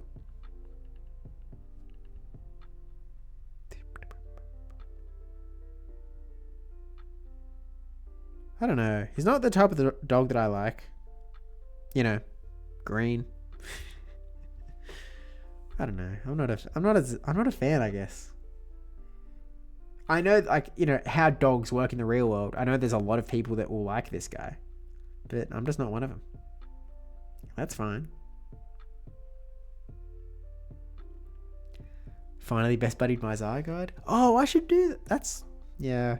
I mean, like, on the one hand, I should do that, but on the other hand, like, my buddying is all of, like, the Pokemon that I run in tournaments. Like, if I go to my best buddies, like, these are all just Pokemon that I've used in tournaments. That's kind of it. Like, oh, here's my, here's my team from, like, Melbourne 2022. Trevenant, Shadow Allrain, Araquanid. We've obviously got Wailmer from the Sydney team. We've got the Shadow Ampharos that I used at OCIC. I've got the Buzzwole from Brisbane Regionals. They're all here. They're all, and the guys that are up and coming from tournaments as well. The guys that are even more up and coming. We've got like the South African Pokemon here in Buddy number 3. A few of the NAIC Pokemon have reached into Buddy 3. Buddy 2 is where there's like a massive stuff that I've like run at one point or another.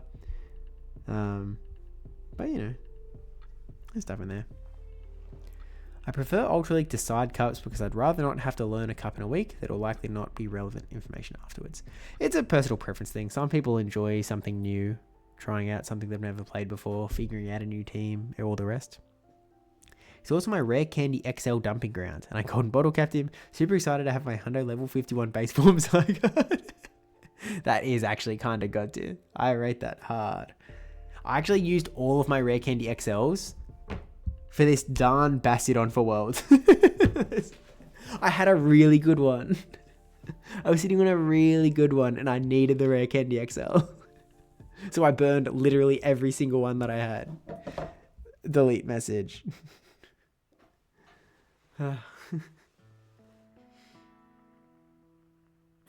Yep. A lot of resources went into this guy. What's the Basti IVs? I'm not actually going to share them yet. I might end up sharing them in the YouTube video that I make of my Worlds run. I haven't decided yet.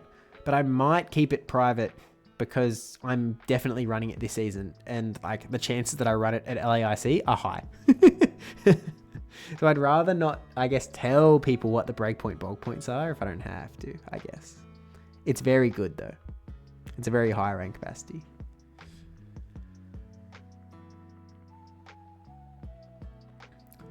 Definitely worth it for sure. I think I'll have all my Zygarde cells by 2030. Yeah, how many do you need? How many do you need to like supermax the guy? Don't share the IV spread if you're going to run it. Yeah, and like to be clear, I'm really thinking about putting my IVs on the table for the YouTube video because I think it might be helpful. It might be interesting. I mean, in the how I qualified for Worlds video, I talk about the IVs on my Drapion and how I could. And I talk about it much more broadly. Like I don't use specific IVs. I just say I could run an attack weighted one because it would help me with the Drapion mirror match, or I could run a bulky one because it would help me with the Shadow Typhlosion matchup because I would survive an extra Incinerate. And so you can sort of describe it a little bit more without using specific IVs. And so I might just use descriptions. Like, oh, I used a Wigglytuff that could win this 2-shield matchup, which gives you some clues, but it doesn't give you exact stuff to sim against, I guess. Mine's 115.15. That does sound good. What? I don't know what rank that is though. It's probably very, very, very good. 250? Took me 440 routes? Oh. Oh man. Well, I'm a fifth of the way there. Rank 2? Congrats. So it's going to be very good for you in this next season. I'll tell you that much. People were sleeping on it this season. It was legitimate. Like, I truly believed in my heart of hearts, even in the Show 6 format, Bastion is so much better than people were giving it credit for this season. So much better, legitimately. I was running it for RPS reasons, but legitimately, it deserved more respect. But it is what it is. It is what it is, I guess. Okay, maybe like 2040 I'll have it done then. Oh. Oh, man. Okay, by the way, I think this weekend, bench pressure, it actually went to battles. I think it's a legitimately good core breaker. I think that it can win so many matchups that you wouldn't expect it to. I'll talk about it a lot more in the video. So stay subscribed to YouTube channel. It's probably my next video. I don't know. I don't know how long it'll take me. I don't know if I've said it on stream. I definitely haven't said it on stream. What I've done, or what I'm doing for this next YouTube video, is I'm actually recreating all of my battles from Worlds. So I took really extensive notes. Like, really extensive. I don't know why the YouTube command isn't working, because I thought that existed. Maybe I broke it. I probably broke it. Thanks, Anne. Yeah, it's definitely broken. What the heck? Ah, well. Ah, well. Yeah. So basically, I'm sort of doing what Wolfie sort of does for his VG videos, where he recreates his battles in VG. Now, in VG, it's a lot easier because you just have to remember what buttons were pressed. In Pokemon Go, I now know from experience, it is way harder to recreate your battles. I really took extensive notes. I've had to use like PvPoke maths to be like, okay, he must have thrown this many as I swapped, because then he was able to get to this move in this many turns, because he was able to get to the body slam before I got to blah, blah, blah, blah, blah, blah, blah, blah. So I put a lot of work into trying to figure it all out. I've recreated my first 2 battles so far. I've written out the 3rd battle. I've written out basic notes for the next battles after that. But Debbie has full footage of the later battles, so I can lean on that a little bit. You can't see it entirely, but you can sort of figure out, like, you know, the basics, the skeleton of what happens in the battles. But it was literally like, okay, so I was sitting there with Debbie's phone on one leg and my phone on the other leg, being like, okay, after 6 counters, I throw the move on this phone. After these 6 counters, I'm going to swap, and I'm going to catch the move on this phone while I tap the charge move on this phone. Like, it was very, it was interesting. It was complicated. But I hope that it's going to be cool to sort of have that recreated Worlds battles where we're not allowed to have the footage otherwise. I hope it's cool. I think it's cool. And it might be the way that I sort of approach tournaments going forward, where I really try and remember everything that happened so that I can recreate all of my battles ever. Because it would be cool to sort of preserve them in some way. That's what I really liked about the South African tournaments being special championships, in that you could, like, you have your footage. You use your own phones, and so you have your footage. And so I guess Auckland is going to be the same, where it's going to be on our own phones, so we'll just have the footage, which is really nice. Now, I mean, there's not going to be a stream in Auckland, unfortunately, so I guess that will also let us showcase the winning run, I guess. But, yeah, anyway, should be cool. As far as plans for later streams, because as you should be able to guess, I'm not going to be streaming Pokemon Go GBL for the Catch Cup Master League. So I'm sort of out for the rest of the season, I guess. Oh, wait, no, there's still a week of the... Do we go back to, like, the regular metas? Where am I going? Battle, schedule. Oh, wait, see schedule. Oh, yeah, Great League comes back. Okay, so from the 27th of August, I guess we'll be back doing GBL. But I'm going to do a Pokemon Unite stream this weekend, probably. It won't be tomorrow. I don't think, because I've got plans tomorrow for some shenanigans, Pokemon shenanigans. I'm basically doing a bunch of prep tomorrow for a YouTube video that'll come out in a few weeks' time. And not the Worlds one, although I should probably work on that as well. So yeah, Unite stream this weekend.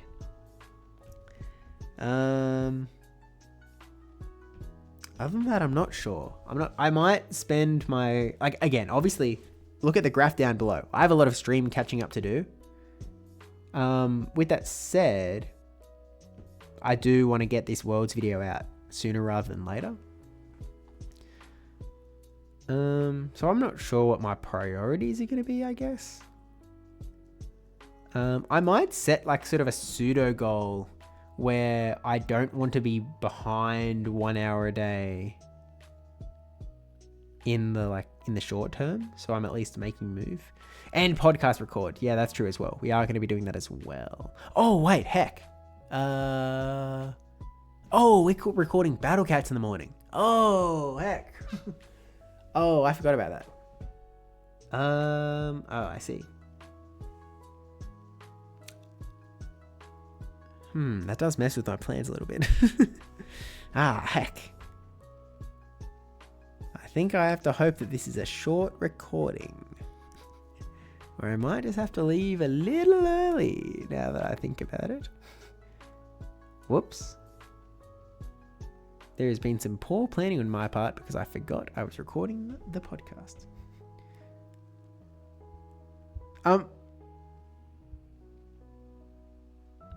Missingo with a massive raid. Welcome in, gamers. I mean, look, we're technically, if you look at the title, it does say that this is a cleaning stream. But if you look at, you only have to look at two things, okay? First thing to look at, actually three things. Thing number one, look at the top right-hand corner of the screen where it says starting storage. It says 6359, okay? Second thing to look at the number of Pokemon that I currently have in my storage, 6,000, okay? That means 359 Pokemon so far. Then the third thing to look at is how long this stream has been happening. It's just below the video feed in the bottom right-hand corner, just over there. It's just over there, down there. It says we've been streaming for almost an hour 36. And so if you math that out, if you say we've transferred 359 Pokemon in, how long's it been? 1 hour 36, which is 96 minutes. We are transferring we're transferring less than 4 Pokemon a minute. So every 15 seconds, we transfer one guy. But welcome in, all Jay the Underdog, welcome in. One of my favorite guys to watch battle. Welcome in, Raiders. I think as long as you don't fall further behind on stream hours, you'll be fine. Yeah, for sure. As long as I know that I'm probably going to have another flat period for LAIC when I compete in November. But that's quite a far way away. We can probably make some good progress, right? Surely. I think we will have to do some pretty long streams. I expect some level of marathon streamage in the near future.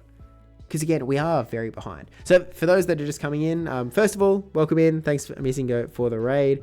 Today, I put the cleaning stream in the title, but if I'm being completely honest with you, this was not really a cleaning stream. This was more of a post-World Championships just chatting stream. I'm back from Worlds. I just competed. I didn't do very well, which is to be expected. Transfer one more Pokemon for the Raiders. Okay, we can transfer one more Pokemon for the Raiders. These Scatterbug, gone. This is more transferring than we've done most of this stream. I'll be honest with you. But yeah, back from the World Championships. A little bit of a chill because we are not going to be playing Master League or Catch Cup. Master League, I don't have the mons. Catch Cup, I don't want to use the resources because I want to use them for the brand new season. And so what we've sort of been doing this stream is, as we've been going through and transferring, we've sort of been asking the question, well, is this going to be good? So, for example, something like, let me sort by Pokedex number. So, for example, Jigglypuff, that's actually a good example. Jigglypuff is like, okay, if Jigglypuff was going to be bad next season, then there's no reason to check IVs. I can just bulk transfer all of my Jigglypuff. Unfortunately, as we know, Charm is going to be reworked. So no longer Charm going to be a big damage doing move. It's going to be a little bit more energy generation-y. And so all of a sudden the IV calculations, where the bulk points and the break points are for Jigglypuff and Charm might be slightly different for what you actually want for the brand new metagame, especially with a bunch of new dragons running around that this Charm might have certain break points into. Maybe you want certain bulk points against. It's going to be, so because of that logic, I was like, okay, we'll save Jigglypuff until after. Mankey, similar dealio. Clodsire, I think we can just ditch because we have enough. Now, one of the good things about the World Championships is that they do really spawn stuff that is relevant, which is nice. Murkrow is kind of wild because Murkrow is apparently going to be very usable all of a sudden. It's kind of wild. We haven't talked about Whalmer buff. What's your take on that? What's my take on the Whalmer buff? I mean, we'll take the buffs. Guy didn't need it. He was already OP. The truth is that I guess because there's going to be more flyers in the meta, that's good. Yeah, I know Body Slam got buffed, but like it's not going to be... The truth is it's not going to mean that much for Wailmer, unfortunately. Unfortunately, it's going to be very similar matchup profile, I think. Which is fine. It's chill. Do I really need these unknowns? Probably not. Waylord? Also not very... Unfortunately, not very improved, I would argue. Because they were already the best! Let's go! How could you get better than that? Are you kidding me?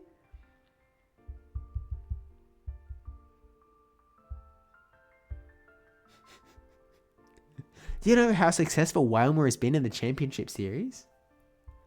It's only been brought 6 times, and one of those times it made top 6. Isn't that crazy? What in the world? Wait, Swellow isn't going to be real, right? In the new season? Swellow isn't real? PV Poke check. Swellow?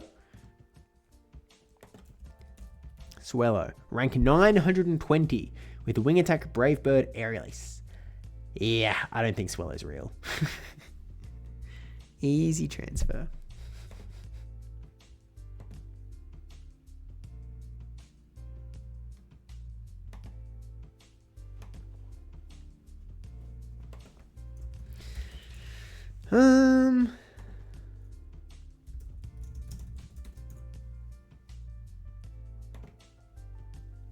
Swellow Game. I do have a YouTube short with Swellow Gaming, to be fair. Delete. How much does max storage Pokemon plus items cost? A lot.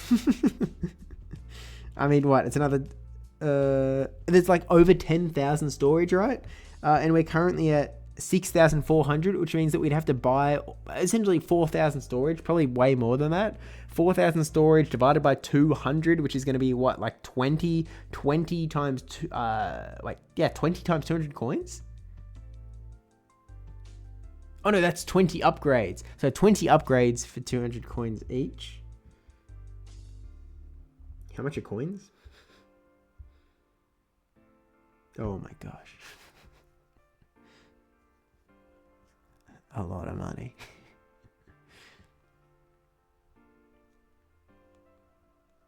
The space isn't that worth it. The space isn't that worth it. I can have over 10,000 Pokemon, but only 2,000 postcards. And no one saves postcards like you save postcards. You're a very special breed.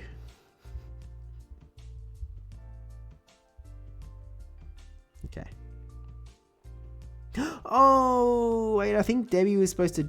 Oh, I feel like Debbie was supposed to trade me a thing, and we forgot. Oh, heck. I did clean recently. Let's go. Okay, Tandem Mouse I kind of want to keep because I do want to get that rare evolve. Dreepy. Is Astonished Dragapult.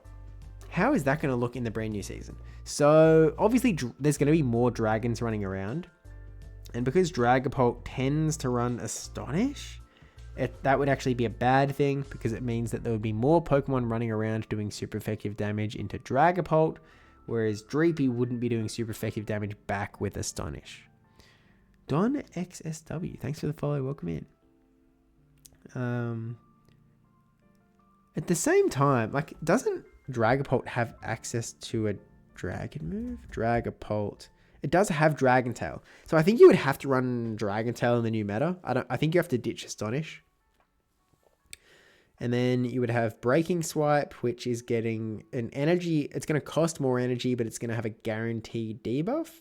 And then you have access to Shadow Ball, which pacing for Dragapult, it would be 4 to the first Breaking Swipe, 3 to the second. It would be 5 to the first Shadow Ball, 4 to the second. So... Is Dragapult going to be that good? Probably not. I think there's going to be other dragons that just sort of do better. Like Dragalge, for example. I mean, Dragalge is going to also have Dragon Tail. Except it's going to have Aqua Tail every 3 Dragon Tails. And then Sludge Bomb every 4 Dragon Tails. Which feels like a better boom set. Yeah, I feel like that's probably superior on the whole.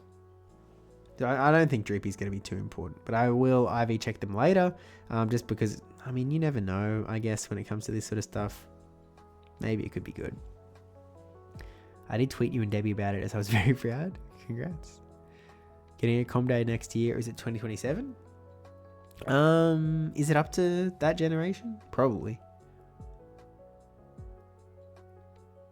Because what, we had Jangmo this year?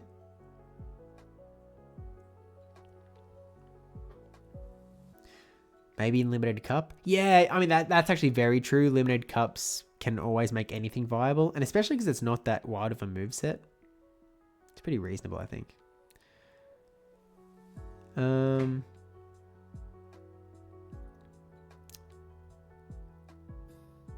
Particularly with Wigglytuff running around. Wigglytuff just eats Dragapult.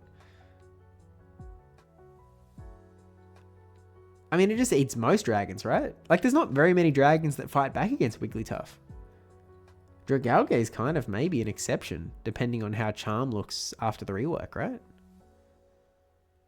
Most dragons just instantly melt.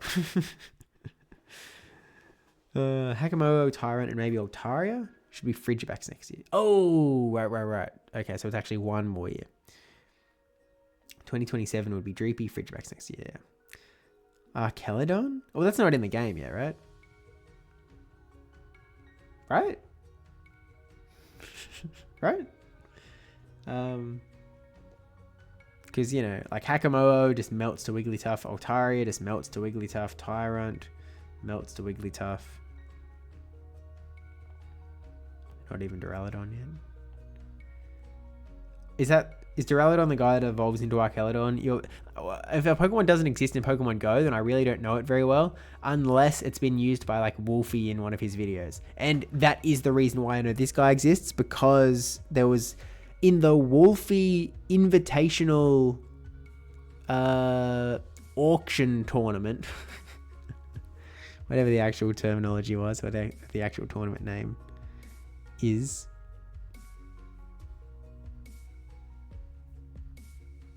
There, I think someone wanted one of that. Maybe Wolfie himself wanted it.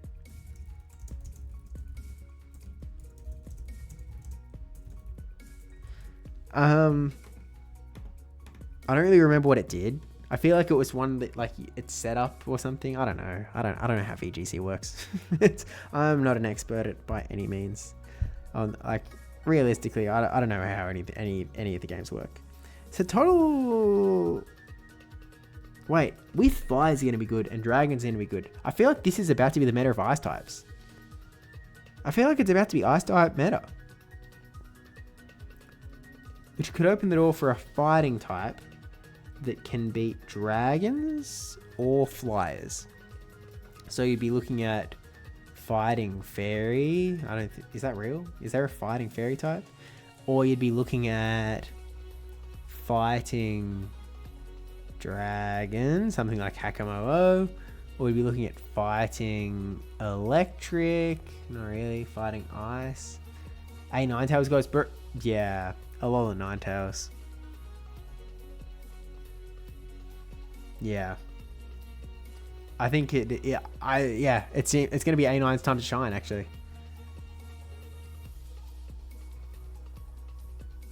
You get like, Empoleon becomes a little bit of a problem. But you just have to work around that, right? Bastiodon also crushes you, and Bastiodon's going to be very real. Bastiodon's going to make it tricky. I still think that A9's going to be sick. Jai must be happy. Yeah. Ninetales is pretty good already into some teams.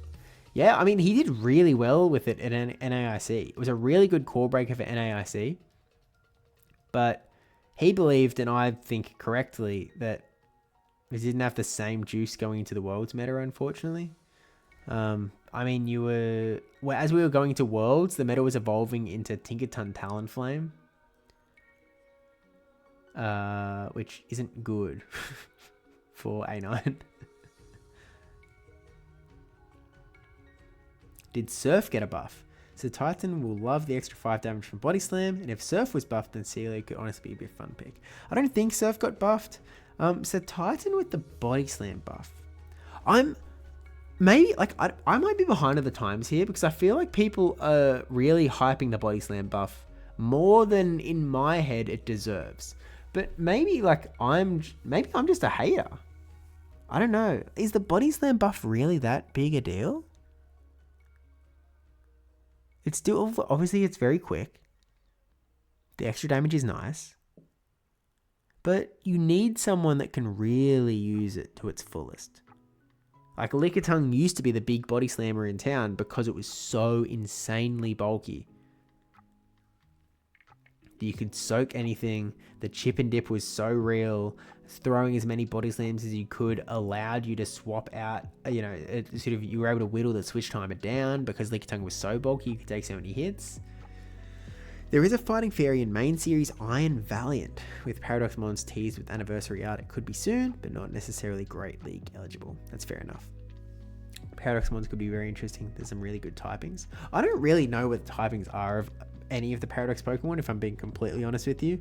The most exposure I get to them is in TCG when the typings are really weird and they don't make sense compared to VG/Go, where their like actual typing is locked in. Yo, Steve, McTavius Lord, welcome in. You think Murkrow could be decent next season? It seems like it. So Murkrow is one of those ones that it feels like it shouldn't be legit, but I think it might be legit because Peck is getting buffed to the point where it's going to have 10 turn pacing, which 10 turn pacing is like the baseline for, if you have a Pokemon that has 10 turn pacing, it can be legit. There's just, if that's the only thing you have going for you, 10 turn pacing, you know, someone will do well with it. Now, it's got access to Drill Peck and Foul Play. Does it have other moves? Drill Peck, Foul Play. It has Dark Pulse, so it's sort of Mandibuzz pilled, where you could sort of run either. And then it's got Return. It's also got Feint Attack, but that's just strictly worse than Peck.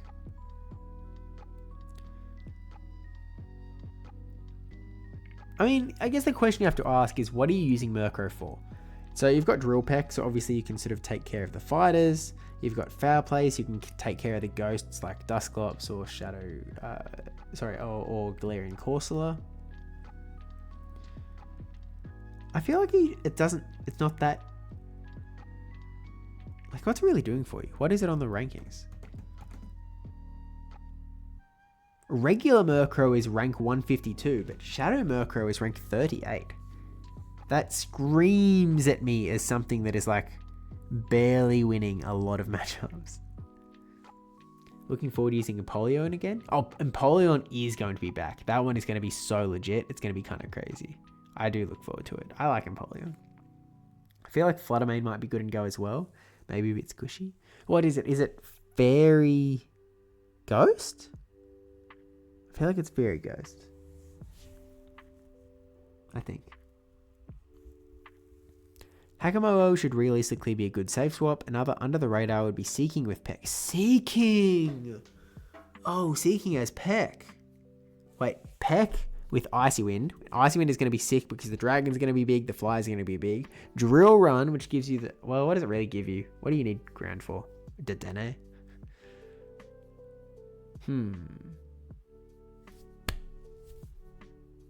Could Seeking be legit? Is Seeking real? Rank 115 on PV Poke. It takes 6 turns to get to each of the moves. You beat Empoleon, you beat Altaria, you beat Azumarill. It says you technically beat Credilli, but it says 503, and I don't trust a 503 as beating Credilli. You lose to Kato Marowak, you lose to Giratina, you lose to Corviknight, you lose to Tinkaton.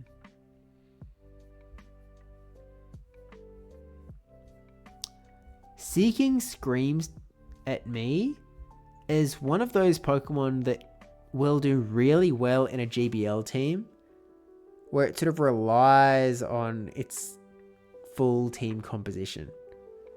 I think on its own, Seeking is perhaps a little bit underwhelming. I think that it doesn't have awesome stats and it's just slightly slow maybe. Dedenne, Empoleon, Steelix, Bastiodon. Yeah, Bastiodon, Empoleon. Yeah, that's true. That's I guess, yeah, that's true. I wish they did more with the Team Rocket grunt lineups outside of the new Shadow Grunts are the exact same. Would have been better to change for the new meta. Well, we don't know when in the season the guys are going to update, I guess. I suppose. You never know. I'm not sure. I don't know. I want Seeking to be good because, you know, well, actually, I guess you only have to use 2 Elite TMs now instead of 1. Instead of 3, sorry. You don't need to use the fast Elite TM. Huge. That's kind of crazy.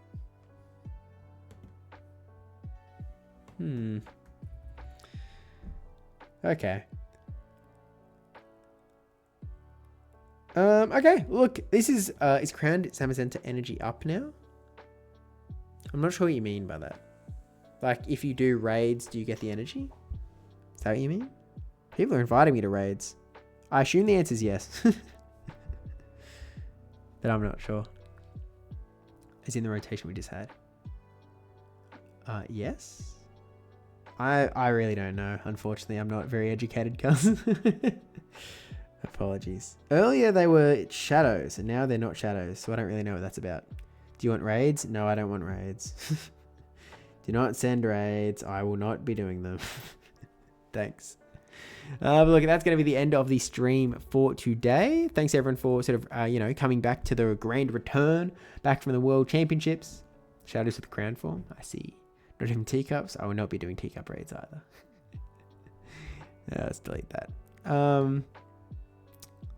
So yeah, probably not streaming tomorrow, maybe streaming the next day. I don't know what's going to happen, but again, we clearly have a lot of streaming to catch up to. Lamau Steve rating.